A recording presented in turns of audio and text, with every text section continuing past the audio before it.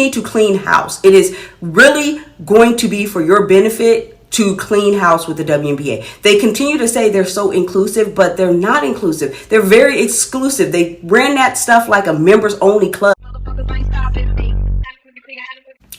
Hello everyone, and welcome to my channel, or welcome back. Of course, if this isn't your first time, it is Raquel here with the Rah Report. How's everyone doing? I hope everyone is doing amazing. You guys, listen, y'all been showing out. Thank you for all the new subscribers. Like I said, you guys are literally a community of positivity. There's a few people who try to come in here and be rude, but at the end of the day, they can't mess with me, because I know for the most part, I feel like people like the content that I'm putting out, and they also are willing to be truthful, or at least try to be honest about it. And I don't care. Get over it. With that being said, before we start, thank you guys. We are almost at 4,000 subscribers. I cannot believe it, because my goal, I was like, oh my God, I just want 5,000 before the year end. If I can get that, I'll be amazed. I'm almost at 4,000. Thank you. I am truly humbled. I got you guys. Okay, let me calm down, because I don't want to do this again in another video. Subscribe, like, comment, and share. We're moving on. All right. So we just found out today's Sunday, the 26th of October. When I'm recording this, it should go up by Monday. But I had to push some videos back, because that's how much this was like, whoa.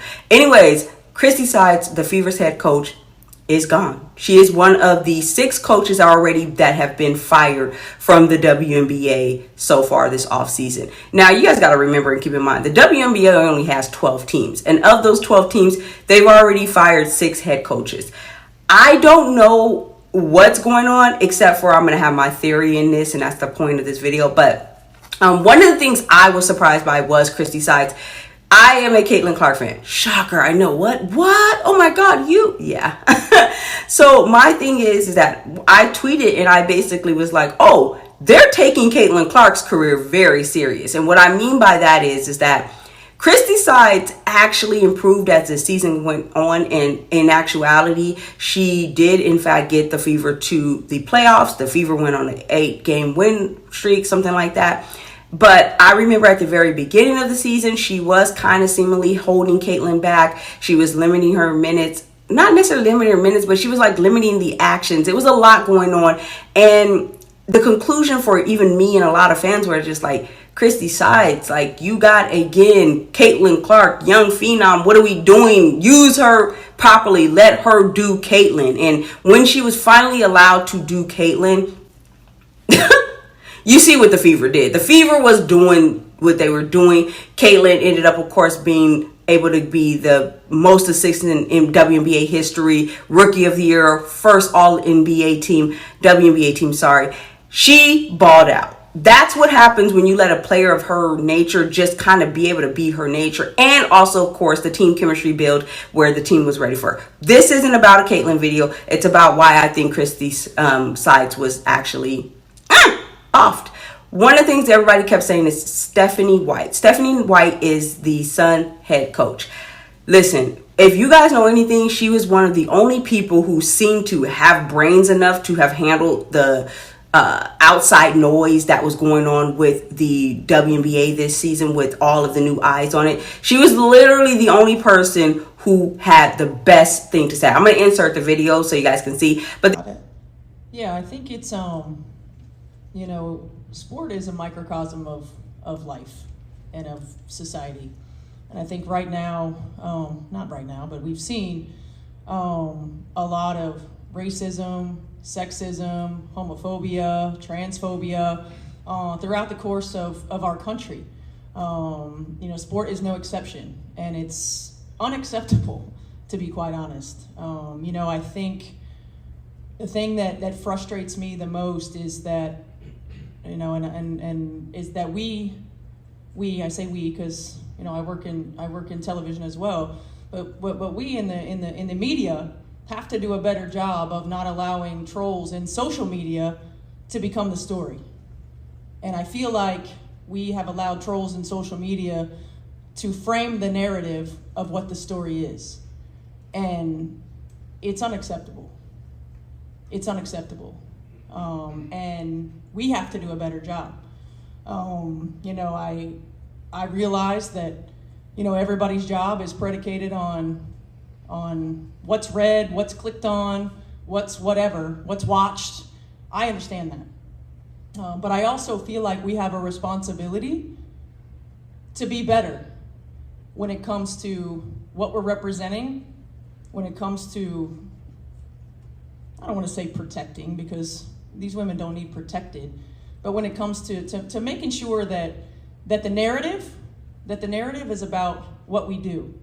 And it's not about who's being attacked, how they're being attacked, and we make that newsworthy.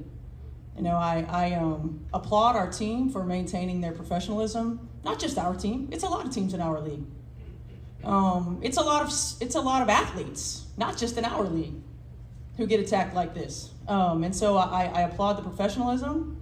You know, we continue to encourage them to silence the noise, control what they can control. You know, I don't go on social media for that reason, and it's protecting my peace. But I also realize that that's a privilege for me. And so I just encourage everybody to take a step back and think about if it's your sons or your daughters or your nieces or your nephews or your children, for goodness sakes. Because if my children were being harassed like this, I'm not sure what I would do. I'm not sure what I would do. So we've got to get back to keeping the main thing. And I'm not talking about criticism, because that comes with the territory. Like that is what it is. Like, that's part of it. I get that. But the narrative doesn't need to be controlled by people who are just, you know, on their keyboards spewing hate and negative vitriol everywhere. We saw that then we're going to go back and we're going to remember what was going on. So, as I said, there were 6 coaches, and not only 6 coaches, 3 GMs for the WNBA that have been fired and let go or gone. You know what I'm saying? So, crazy. So, one of them was the Dream's Tanisha Wright. You also had Sky's Teresa Weatherspoon, which, by the way, okay, I've already touched on this before. I do believe that she was fired because of what she was doing with Angel Reese. I think that she was playing favoritism, and it just didn't pay off in the way she thought it was going to. She was literally leaving or putting Angel and Reese in games to do the whole competitive thing in comparison with Caitlin Clark to try to help with the Rookie of the Year thing when she was missing shots. Her play was actually hurting the team, but Teresa Weatherspoon was being part of the messy crowd who was like, oh my God, we got to get this girl her Rookie of the Year. She got to be in a candidate.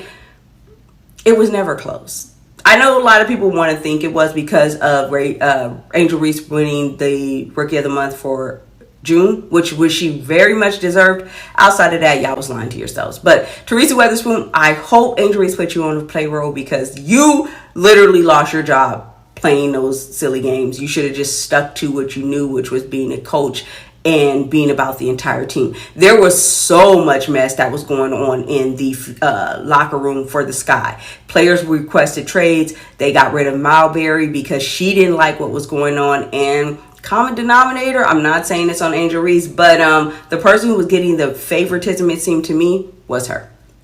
Anyways, we're moving on. You also had the Dallas Wings, who fired Latricia Tranell. You had the Fever, I'm looking at a list, sorry. You had the Sparks, who also did Kurt Miller, and then you also had the Mystics, who did Eric.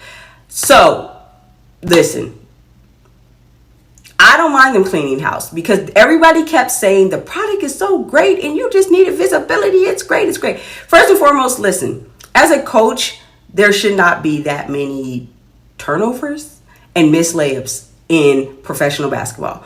And I'm not going to just harp on all those things, but the coaching, we seen the product, and the product wasn't great. But not only was the product not great, you also seen that the professionalism was not great. And I think this ties into my whole theory of what I was advocating for the entire season, when I kept saying, listen, the WNBA, in order for it to actually grow and become a league that's successful, especially when you have more eyes on it, when you're looking at different people that's going to be marketing for the league and advertisers, you can't keep the same bunch of people who were in it this year, because they had a golden opportunity with Caitlin Clark to highlight their league, to make it brighter, to showcase themselves. And you know what they did? They fulfilled it with drama.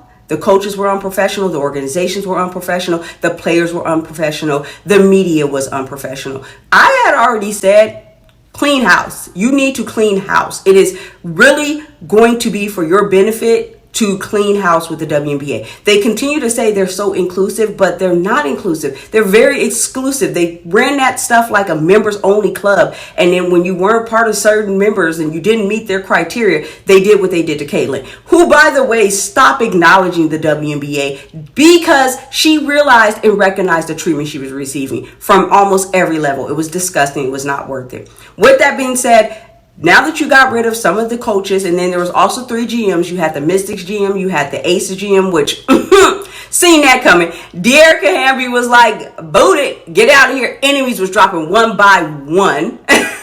And then you also just had the Fevers GM, who was also let go. What does this mean for the WNBA? I think it means the WNBA is going to be a better product come 2025. And it has to be. Because now there are so many people watching it that people want accountability. And this league this season just did not look very professional to me. I hope this means that they're going to bring in people who are less biased, no favoritism to players, just actually report well. And please start looking at your journalists, WNBA. The journalists who are covering the league, the media who cover the league, they could not even hide their biasness for certain players and their disdain for other players.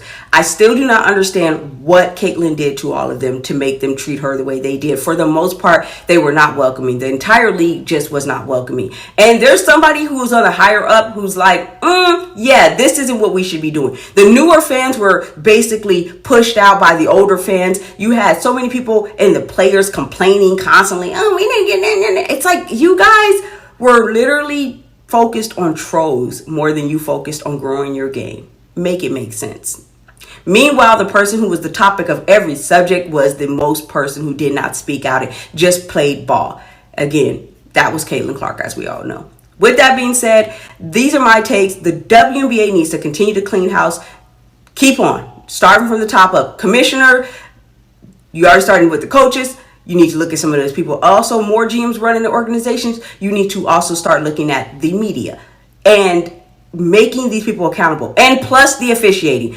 We all seen some of the worst officiating. You got to get better with that. Please now, because we want to support the WNBA, but we don't want to support a league that comes off super unprofessional, pardon me. With that being said, you guys, just a quick little video, like what's going on in the offseason with all these coaches being fired and what it can mean for the WNBA. That's my thoughts. Share yours in the comments below. Make sure you subscribe. Make sure you like. Make sure you guys watch out for my next video because I got some food coming. All right. Peace.